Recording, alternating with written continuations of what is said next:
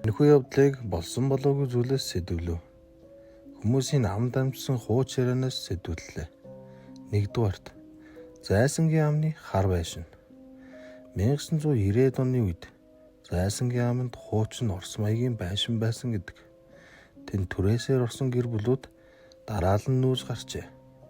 Учир нь шөнө бүр дээрээс алхах дуу, хүүхдийн инээд, хөөдөн салхи гардаг байсан гэх.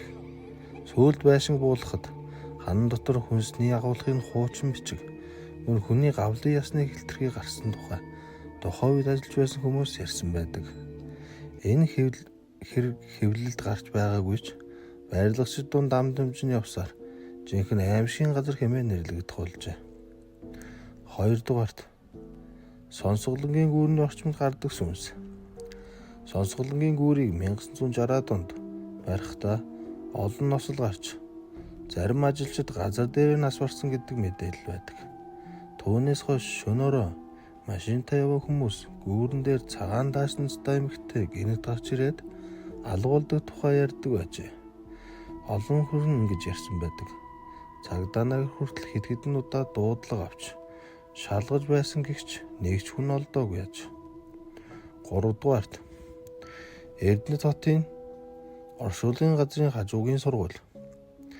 Эрдэнэтэд нэгэн оршуулгын газрын ойролцоо баригдсан байдаг. 2000-ад оны эхэнд тэнд хичээл ордог багш нар анги бүрийн гэрэл шүн өөрөө асдаг хичээл санал өөрөө хөдөлдөг тухай яриа гарч байжээ.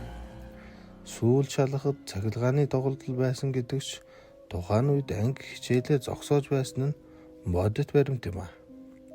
4-р Дамдаржагийн хуучин сүмийн доорх хонгил. Дамдаржагийн хийдийн орчимд хуучин хонгил байдаг гэж хөгшчүүл ярьдаг байжээ. 1937 оны хэлмэгдүүлэлтийн үед лам нарыг тэнд нууж хорж байсан гэх. 2000-ад онд археологчид тэндээс үнэхээр мэдэхэд бэрх ясыг олсон гэж мэдээлж байсан.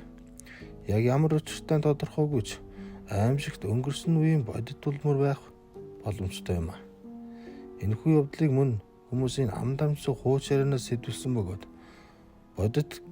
бодит бусыг хэнч мэдэхгүй лээ. Анхаарал тавьсан явдалд баярлалаа.